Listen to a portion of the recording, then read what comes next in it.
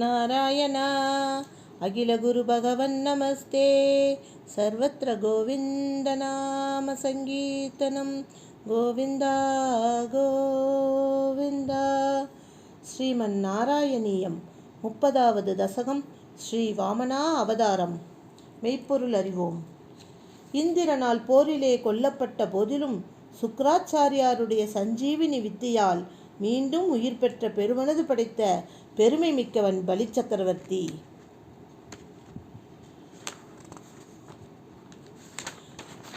விஸ்வஜித் எனும் வேள்வியை செய்து அதனால் மிக்க ஆற்றல் பெறவே தேவர்கள் அஞ்சி ஓடி ஒளிந்த பின் பகவானுடைய சுதர்சன சக்கரத்திற்கும் அஞ்சாது உலகங்களையும் தன்வசம் ஆக்கி கொண்டவன் பலி சக்கரவர்த்தி.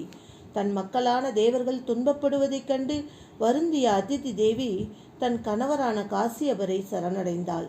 அவருடைய அறிவுரைப்படி பயோவிரதம் என்ற தங்களது வழிபாட்டினை மிக்க பக்தி கொண்ட மனத்தோடு 12 நாட்கள் இடைவிடாது செய்தாள்.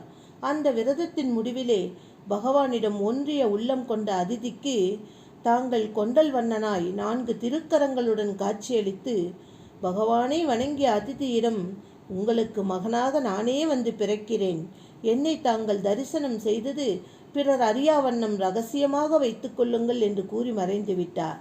பின்பு பகவான் குருவாயூரப்பனை காசியபரின் தவத்தால் வளர்ந்த அவரது வீரியத்தில் எழுந்தருளி அதிதியின் கர்ப்பத்தை சென்று அடைந்தார்.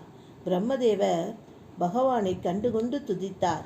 திருநாராயணக்குரிய சங்கு சக்கரம் முதலிய ஆயுதங்களோடு விளங்கும் தெய்வத்தன்மை பொருந்திய திருவுருவோடு கூடிய பகவானை அந்த அதிதி தேவி வளர்ப்பிறை துவாதசியும் திருவோணமும் கூடிய நன்னாளிலே பெற்றெடுத்தாள்.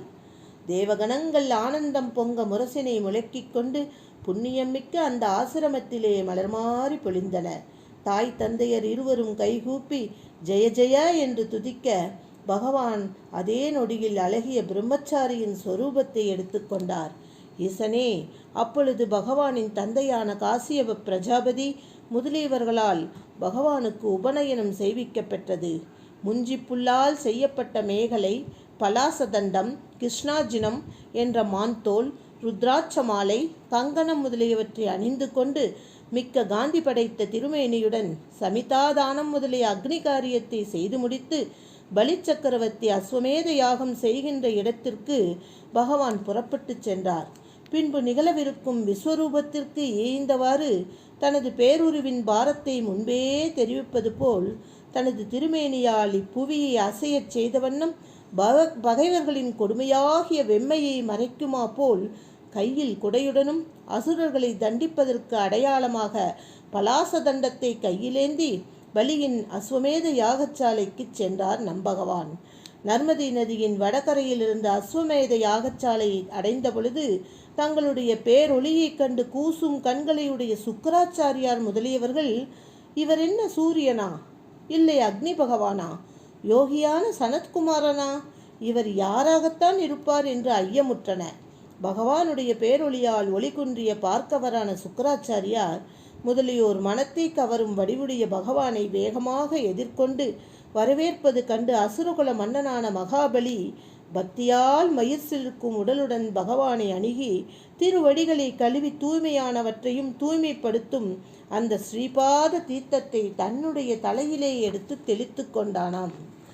அசுரனாக இருந்தும் பலி சக்கரவர்த்தி சிவபெருமானே தலையில் வைத்து கொண்டத்தக்க அந்த ஸ்ரீபாத தீர்த்தத்தை பெற்றான் என்றால் அதற்கு காரணம் பிரகலாதனின் குலத்தில் பிறந்திருப்பானோ?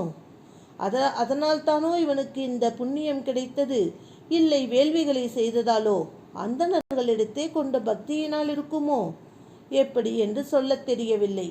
நாராயண பட்டதிரி எவ்வளவு அழகாக சிந்திக்கிறார் பாருங்கள்.